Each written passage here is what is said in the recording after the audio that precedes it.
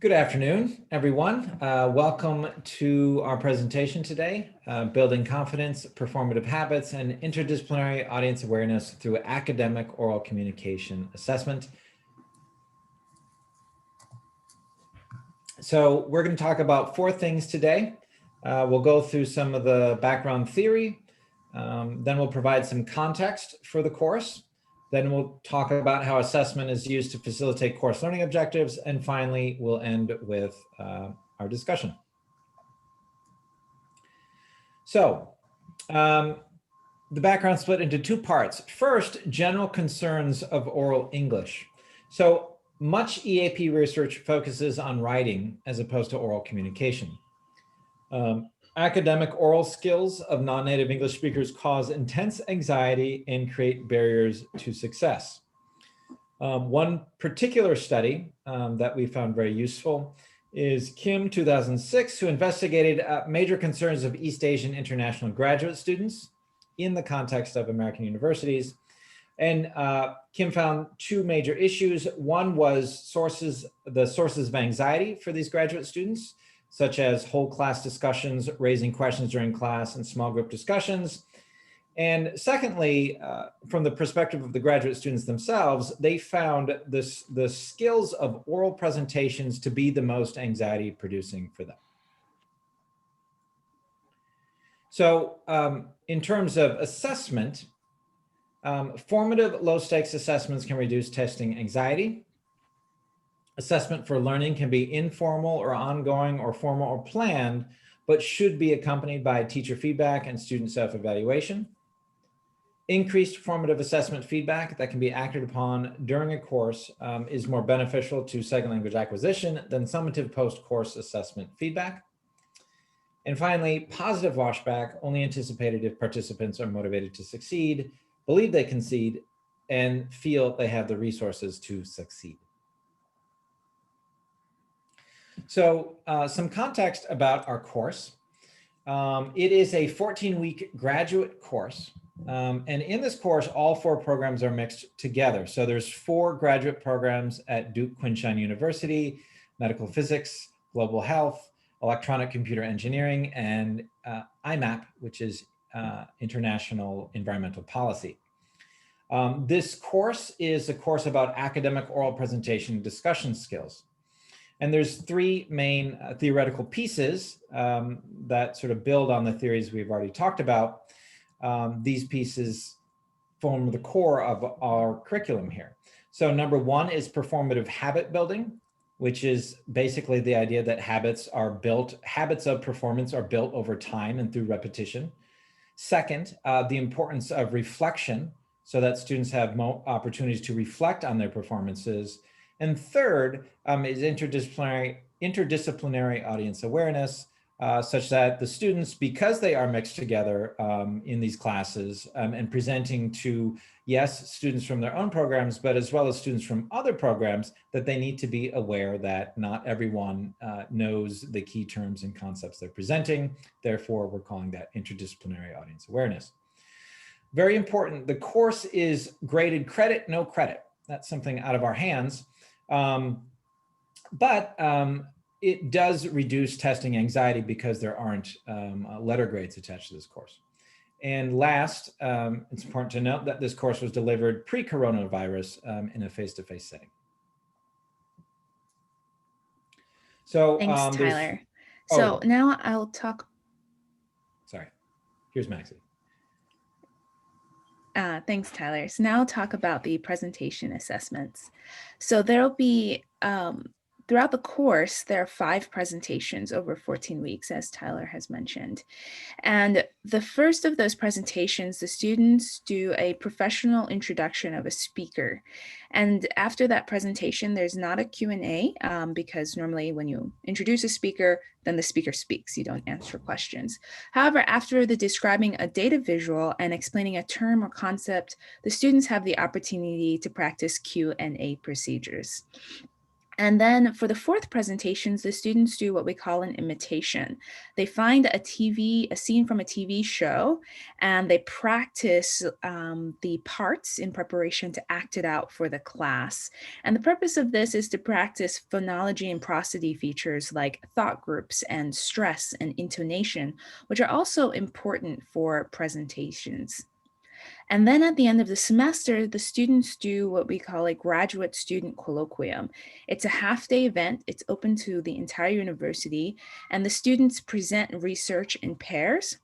Each presentation is 15 minutes with additional time for Q&A. So this is more of an authentic opportunity for students to practice, to put their presentation practice skills into practice, I should say. And they're presenting to a multidisciplinary audience because it is open to the entire university. Then in terms of the assessment process, all presentations are recorded and they're shared with students. And after class or after the presentation, they're asked to watch their performance and transcribe 2 minutes and self-evaluate. So the transcription part allows them to see how they're presenting, what words they're using when they say and that kind of thing. But also it ensures they watch at least 2 minutes of their performance after the class. They also have to watch 2 other classmates' presentations and complete a similar authored peer evaluation. And authored here is important because we were initially doing anonymous peer evaluation, but we decided to make it authored so that students would have the motivation to be more thoughtful and critical in their responses. Then after each presentation in the next class, we have what we call like a peer feedback exposition where we spread the feedback forms out around the class. Students circulate, they read all the comments. And so they're seeing this range of peer feedback, and they have the opportunity to follow up with their peers to clarify things that they're talking about. We have the opportunity to talk about key themes, key issues that came up for presentations across different students. And beyond that in-class reflection on the peer feedback, students also have a one-on-one tutor conference, a one-on-one conference with their instructor to discuss all the feedback from their self-evaluation, from their peer evaluation, and from us. And we use this opportunity, this one-on-one discussion, to set goals on feedback based on the feedback the students have received. So the idea is the students, they do a presentation, they self-evaluate, they peer evaluate, they get feedback from us, we talk about it, and they use all of this feedback to build on their skills and to improve for the next presentation.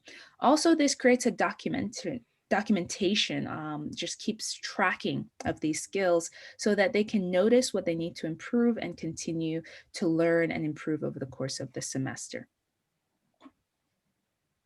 This is just an example of the self-evaluation form. We have students look at presentation skills, things like organization and logic and traditional language. They also look at their language skills in terms of pronunciation and fluency. They review their Q&A procedures, and they talk about their plans for improvement for the next presentation. And beyond this, as I mentioned in the previous slide, they also have to transcribe 2 minutes of their presentation. Beyond the self-evaluation, of course, as we mentioned, they do peer evaluation, and this is an example of the peer evaluation form. It's quite open-ended. We give them some categories, but we leave them a lot of space to write down their comments, and we encourage them to be specific. We actually give them examples of useful feedback and example of not so useful feedback. So we do train them on how to give each other peer feedback. And again, they have that follow-up class to ask clarifying questions and discuss the feedback in greater detail. So what we've found to be the successes of this evaluation format is that it does increase interdisciplinary audience awareness because students are getting feedback from peers in their major and outside of their major on what is common knowledge, for example. They also have this relentless schedule. 5 presentations over 14 weeks means that they're presenting every 2 to 3 weeks. And so it builds this performative habit. Students also are developing metacognitive reflection skills that some students have reported using not only in our class, but they're using the skills we're teaching them about reflection to reflect on the learning and the skills they're building in their other courses. And through peer evaluation and self-evaluation, students are becoming more aware of what is the criteria for successful presentations. And one thing that we can certainly say is we saw a significant improvement over the course of the semester in how students handled Q&A procedures. There were some challenges though. Initially, anonymous feedback meant that there wasn't a lot of depth to the feedback or the effort put into it, and students did not see the value in receiving students' comments. And so some of that authored feedback and the follow-up class discussion has meant to address those challenges.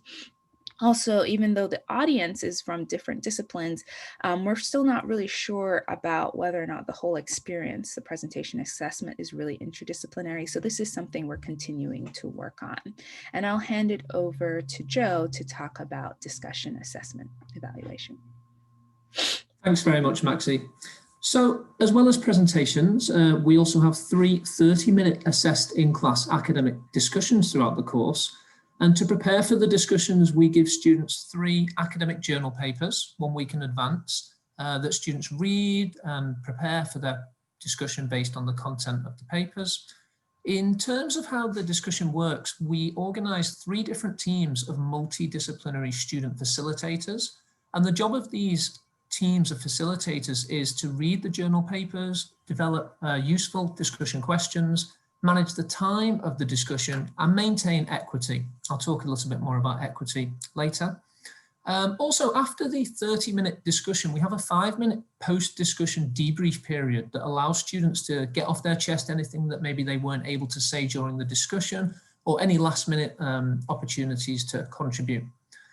In class, and hopefully in the discussions, we really want students to show their ability to focus on these varied oral discourse markers. So we really focus on these skills and this functional language in the class, and we hope that students use this when they come to their final discussed assessments. As Maxie just produced the assessment process for the presentations, you can see a similar process here for our assessed discussions. So within the discussion, it's really student-led, and the student facilitators manage the time and manage the questions. The teachers, we sit back and we observe and we record. Importantly, we do record all of these discussions, and I'm going to talk to you shortly about a new technology that we've used called equity maps. We record the spoken discussions, and we also provide some data and analysis on who has contributed and what they've done. And just like the presentations, the idea is that by recording them, this allows students to be more detailed when they recall their performance. And this really facilitates their reflection and their feedback.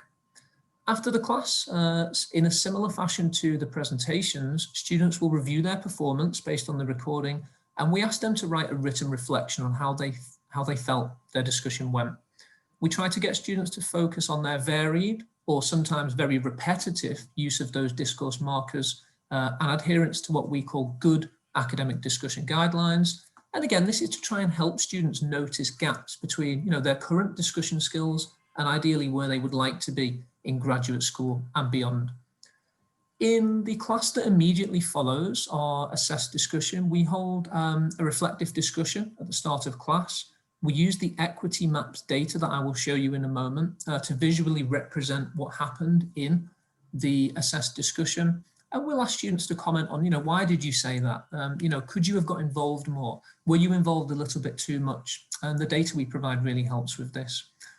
Again, the teacher will be involved with this follow-up discussion based on our observations. We'll provide some feedback there for the whole class. And again, we'll set some goals so that students can maybe make specific improvements in the following assessed discussion. Equity maps recordings and the data, which I'll show you in a moment, really is a good way of evidencing and documenting students' progress and their skills development.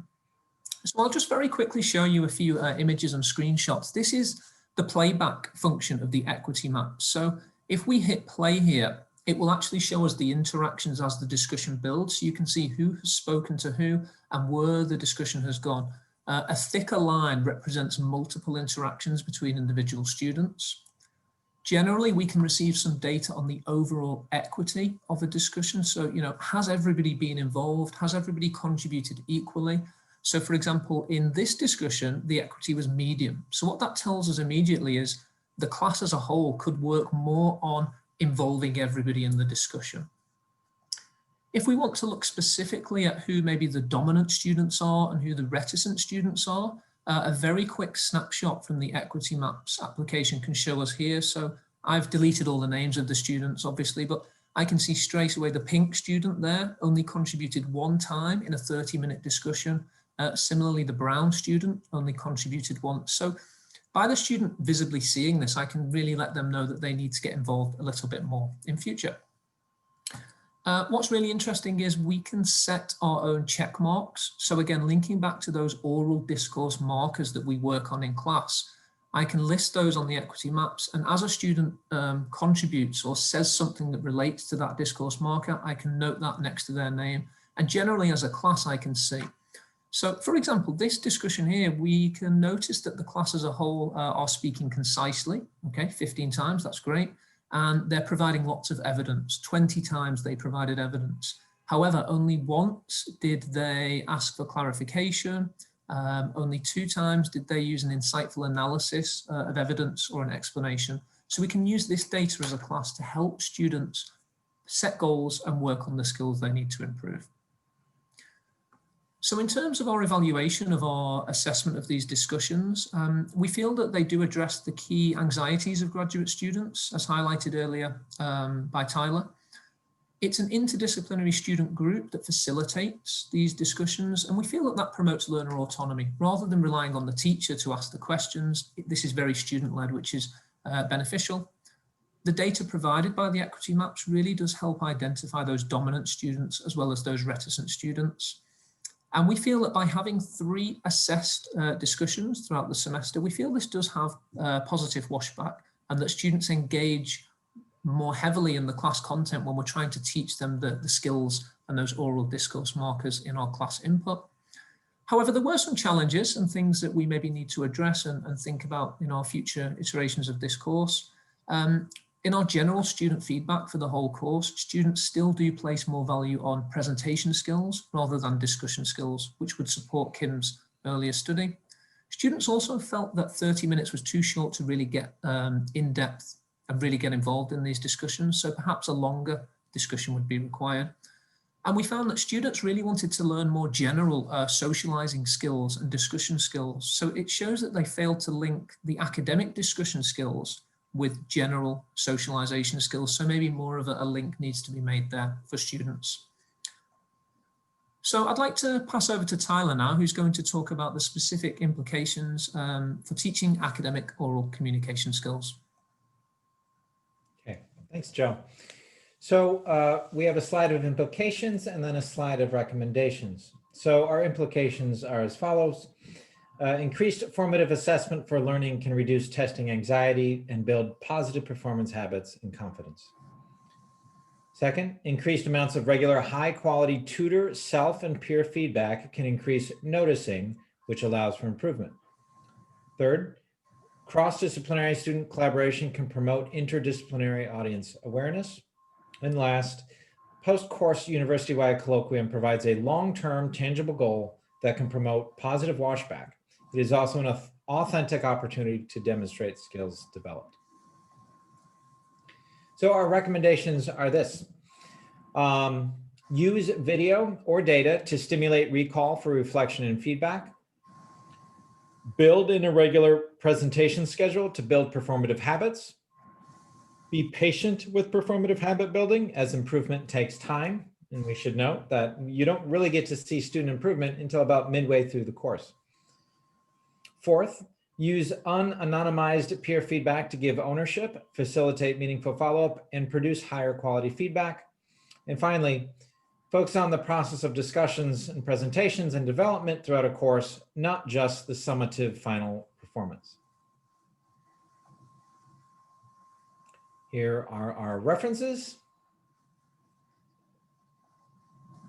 And thank you for listening. If there are any questions, please send an email to us, CC all of us. We would love to tell you more about our assessments and this course if you're interested.